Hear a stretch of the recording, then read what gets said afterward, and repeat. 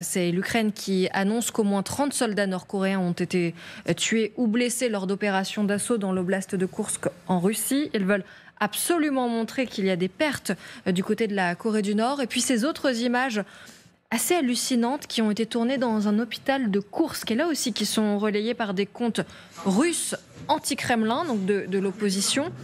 Et sur ces vidéos, ils affirment qu'il s'agit de soldats nord-coréens blessés après avoir combattu. Général, pourquoi est-ce que c'est si important? C'est un message pour la Corée du Nord? C'est un message pour les alliés de l'Ukraine?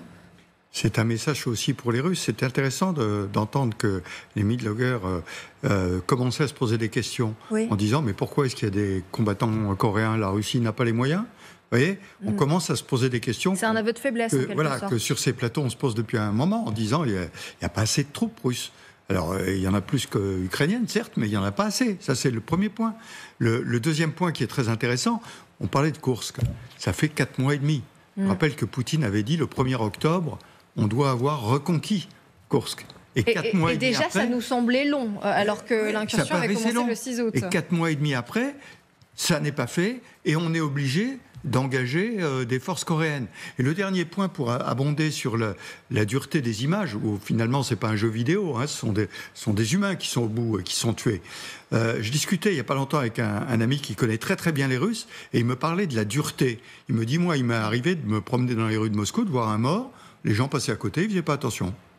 Donc la dureté qui est partagée par les Ukrainiens aussi.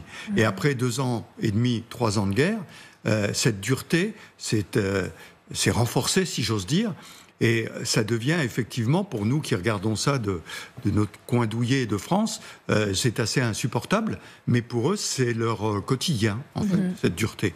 Et un mot sur ces images que l'on a vues dans cet hôpital de Koursk, Vincent Crouzet. Alors, évidemment, on prend ça avec des pincettes, parce que ce sont vraiment les médias de l'opposition en Russie qui diffusent ces images et qui disent bien ce sont des soldats nord-coréens qui ont été blessés au combat. Pourquoi est-ce qu'ils insistent là-dessus? Déjà, je trouve ça très courageux de la part de membres de l'opposition de prendre des captures d'images vidéo dans un hôpital, sachant qu'eux-mêmes peuvent être identifiés par la suite, ayant été dans les couloirs de cet hôpital. Déjà, c'est une première chose. Ensuite, ça vient participer aussi, il y a un grand ressentiment, une grande incompréhension au sein de l'armée russe concernant l'utilisation de ces troupes nord-coréennes.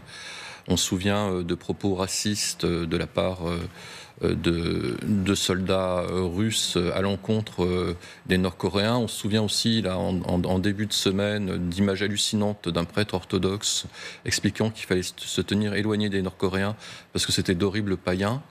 Donc, il y a, vraisemblablement, ça crée un malaise au sein des troupes russes. Et puis, il y a un autre malaise qui est, on en a parlé tout à l'heure, qui est le fait quand même la mère patrie quand même a été offensée, a été humiliée. Et ce sont des soldats nord-coréens qui versent leur sang en fait pour libérer en fait ce territoire-là qui est complètement un territoire russe. Donc ça pose un véritable problème de fierté à l'armée russe. Catherine? Mais je pense aussi que c'est un message que les Ukrainiens veulent faire passer à tous les alliés de la Russie. Et de leur dire si jamais vous aviez l'idée à un moment d'envoyer des troupes pour soutenir l'armée russe, voyez ce qui peut arriver à vos combattants. Au-delà de ça aussi, c'est peut-être un espoir, alors qui est un peu fou de la part des Ukrainiens. D'imaginer que nous aussi on entre en guerre ou que les alliés de l'Ukraine s'impliquent davantage. Pression, bien sûr, sur les alliés de l'Ukraine. D'ailleurs, c'est ce que Volodymyr Zelensky a encore dit aujourd'hui. Il faut absolument que nos alliés nous aident beaucoup plus pour que sur le champ de bataille, on puisse résister. Donc là, c'est évidemment donner la preuve aux alliés que les Nord-Coréens, eux, sont bien engagés sur le terrain et qu'il faut encore plus aider l'Ukraine. Peut-être espère-t-il aussi que ces images arriveront jusqu'en Corée du Nord et que la population qui est déjà tellement maltraitée par Kim Jong-un va peut-être encore se dire que c'est vraiment le sort qu'il aurait réservé entre la famine et être envoyé sur le front. C'est vraiment pas ce qu'on peut espérer. Dans un instant, nous quittons la Russie et nous partons en Ukraine pour une histoire complètement folle. C'est l'Ukraine qui a arrêté le plus grand réseau d'agents russes spécialisés dans la traque des fameux F-16, ces avions de combat américains. On vous raconte tout dans un instant.